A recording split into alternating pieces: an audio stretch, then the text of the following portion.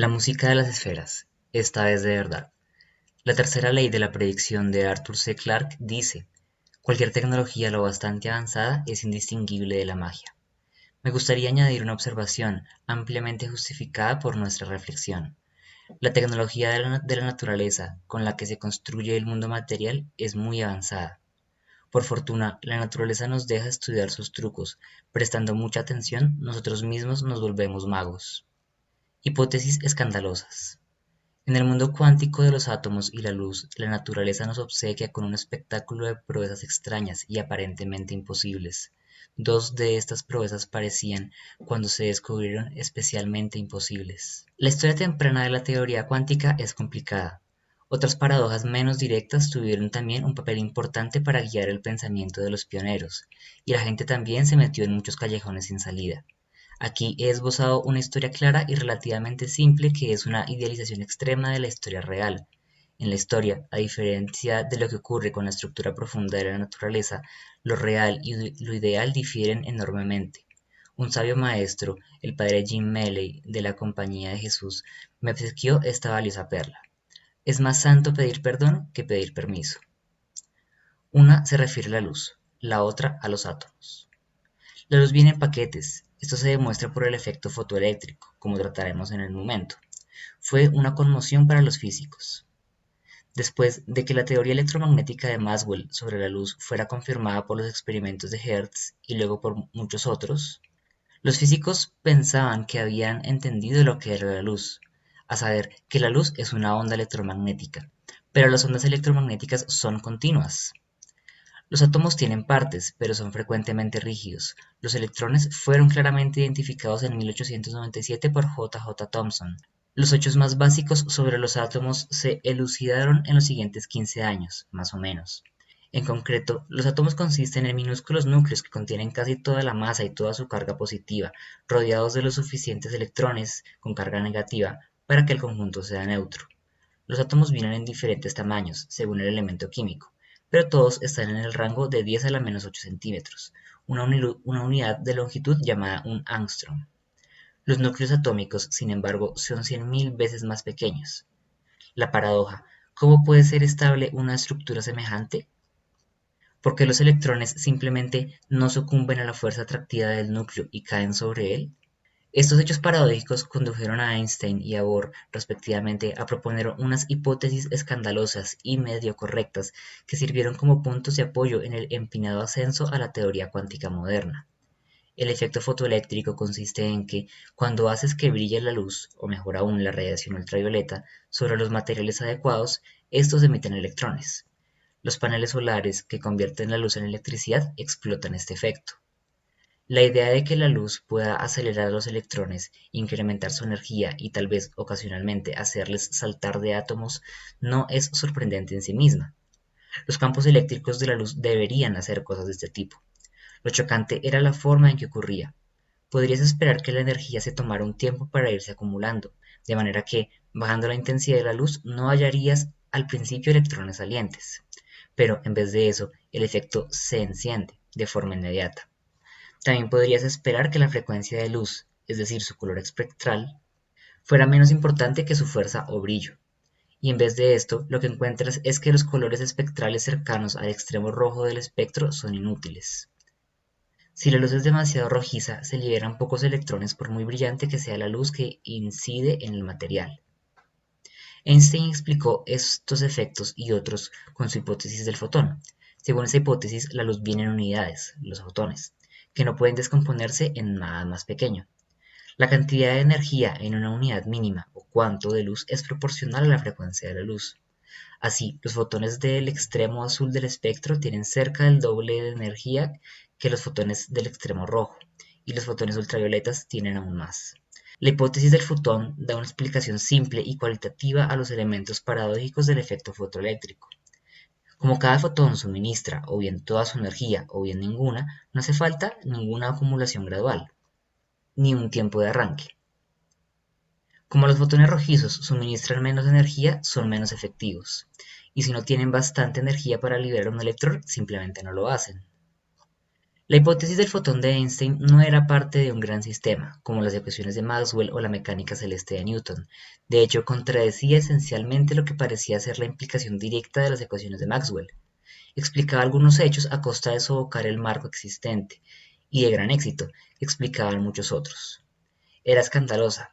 Al nominar a Einstein para la Academia Prusiana de las Ciencias en 1913, Planck escribió: el hecho de que alguna vez pueda haber errado el tiro con sus especulaciones, como por ejemplo con su hipótesis de los cuantos de luz, no se le puede echar demasiado en cara, realmente, porque no es posible introducir ideas realmente nuevas, incluso en las ciencias exactas, sin arriesgarse de vez en cuando. Einstein había introducido los cuantos de luz, o lo que llamamos fotones, en 1905, 8 años antes. 8 años más tarde, en 1921, cuando recibió el premio Nobel, fue el trabajo de Einstein sobre los cuantos de luz el que fue citado específicamente. Para entonces había demostrado su valor. Para abordar nuestra segunda paradoja, la paradoja de los átomos estables y rígidos, Niels Bohr introdujo la idea de que los átomos solo pueden existir en estados estacionarios. En la mecánica clásica, las posibles órbitas abarcan un continuo, como vimos en la montaña de Newton. Bohr propuso que, en un átomo, los electrones orbitan alrededor del núcleo, atados a él por fuerzas eléctricas, pero que solo un subconjunto discreto de órbitas es posible.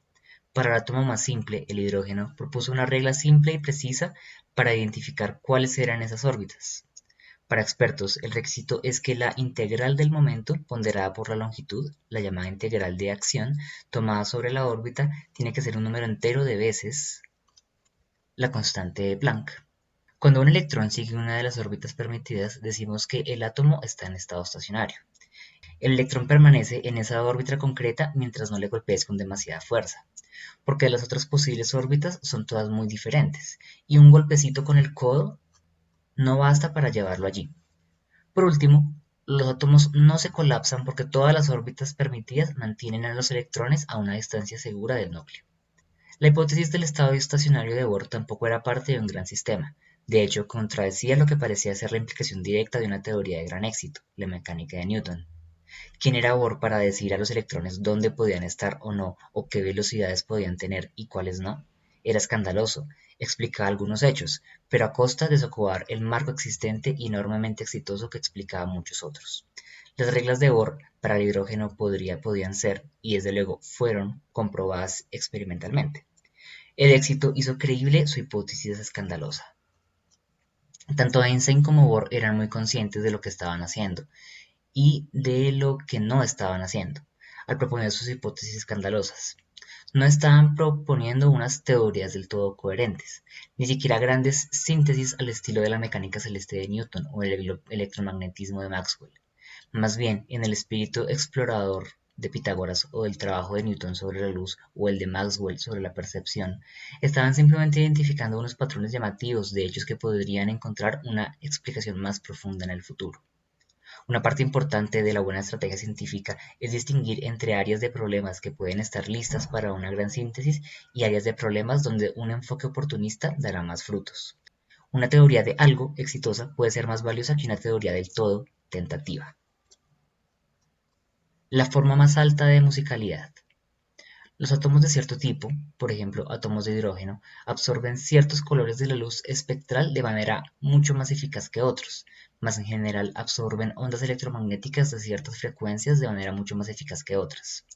Los mismos átomos, cuando se calientan, emiten la mayoría de su radiación en estos mismos colores espectrales. El patrón de colores preferidos es diferente para distintas clases de átomos y forma una especie de huella dactilar por la que podemos identificarlos. El patrón de colores preferidos de un átomo se llama espectro. En su modelo atómico, Bohr postuló que los electrones de un átomo solo pueden existir en un conjunto discreto de estados estacionarios. Los posibles valores de la energía del electrón, entonces, también forman un conjunto discreto. Y he aquí cómo conectó Bohr esa idea con la realidad, mediante otra hipótesis escandalosa. Asumió que, además de sus movimientos regulares permitidos en los estados estacionarios, un electrón podía dar en ocasiones un salto cuántico entre un estado estacionario y otro. ¿Por qué? ¿Cómo? No hagas preguntas. Pero el proceso del salto cuántico viene acompañado por la emisión o absorción de un fotón. Los saltos cuánticos hacen los espectros atómicos. En su por lo demás iconoclasta modelo, Bohr mantuvo un principio sagrado: la conservación de la energía. Insistió en que la energía tenía que conservarse, incluso en un proceso del salto cuántico. Pero la energía de un fotón, según Einstein, es proporcional a su frecuencia, y su frecuencia está codificada en su color. Y entonces las ideas de Bohr convergen en un paquete predictivo. Los colores del espectro de un átomo reflejan sus posibilidades de transición entre estados estacionarios y revelan las diferencias de energía entre sus estados estacionarios. El modelo de Bohr, al predecir esas energías, predijo los colores del espectro del hidrógeno. Y funcionó.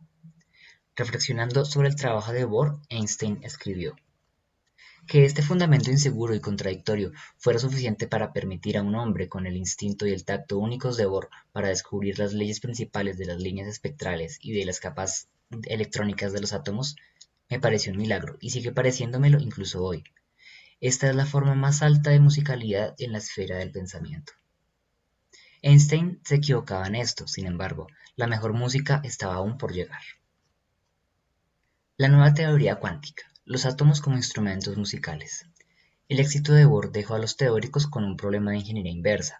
Su modelo aportaba una caja negra, como descripción de los átomos, que describía qué hacían pero no cómo. Al esbozar la respuesta a una pregunta desconocida, Bohr había inaugurado un gran juego de riesgo. Los físicos tenían que encontrar las ecuaciones para las que el modelo de Bohr era la solución. Tras una lucha épica que se prolongó durante más de una década de esfuerzo y debate, emergió una respuesta. Se ha mantenido erguida hasta hoy mismo, y sus raíces han crecido a tal profundidad que parece improbable que se venga abajo algún día. ¿Qué es la teoría cuántica? Resulta que describir el comportamiento de la materia a escala atómica y subatómica no requería solo añadir algo a lo que se sabía antes, sino también construir un marco radicalmente diferente, en el que muchas ideas que se creían a salvo tuvieron que abandonarse. El marco conocido como teoría cuántica o mecánica cuántica estaba mayormente fijado hacia finales de los años 30. Desde entonces, nuestras técnicas para bregar con los desafíos matemáticos que impone la teoría cuántica han mejorado enormemente, y hemos alcanzado una comprensión mucho más detallada y penetrante de las principales fuerzas de la naturaleza, como veremos en los siguientes capítulos. Pero esos avances han ocurrido dentro del marco de la teoría cuántica. Muchas teorías físicas pueden describirse como afirmaciones razonablemente específicas sobre el mundo físico. La relatividad especial, por ejemplo, es básicamente la doble afirmación de la simetría galileana junto a la invarianza de la velocidad de la luz. La teoría cuántica, como se entiende hoy, no es como eso. La teoría cuántica no es una hipótesis específica, sino una red de ideas estrechamente entrelazadas. No estoy insinuando que la teoría cuántica sea vaga, no lo es. Con raras y por lo general transitorias excepciones, cuando se enfrentan con cualquier problema físico concreto, todos los profesionales competentes de la mecánica cuántica coinciden sobre lo que significa abordar ese problema usando la teoría cuántica. Pero pocos, si es que hay alguno, podrán decir exactamente qué suposiciones han hecho para llegar allí. Llegar a un acuerdo con la teoría cuántica es un proceso, por el cual el trabajo te enseñará cómo hacerlo. Vamos a ello. Funciones de onda, nubes de probabilidad y complementariedad. En la descripción cuántica del mundo, los objetos fundamentales no son partículas que ocupan posiciones en el espacio, ni los fluidos de Faraday y Maxwell, sino funciones de onda. Cualquier pregunta física válida sobre un sistema físico puede responderse consultando su función de onda, pero la relación entre la pregunta y la respuesta no es directa. Tanto la manera en que las funciones de onda responden preguntas como las respuestas que dan tienen unas propiedades sorprendentes, por no decir extravagantes. Aquí me centraré en los tipos concretos de función de onda que necesitamos para describir el átomo de hidrógeno y descubrir su musicalidad. Para más información, véase Términos del arte, sobre todo las entradas teoría cuántica y función de onda. Lo que nos interesa entonces es la función de onda que describe a un electrón atado por fuerzas eléctricas a un protón minúsculo y mucho más pesado.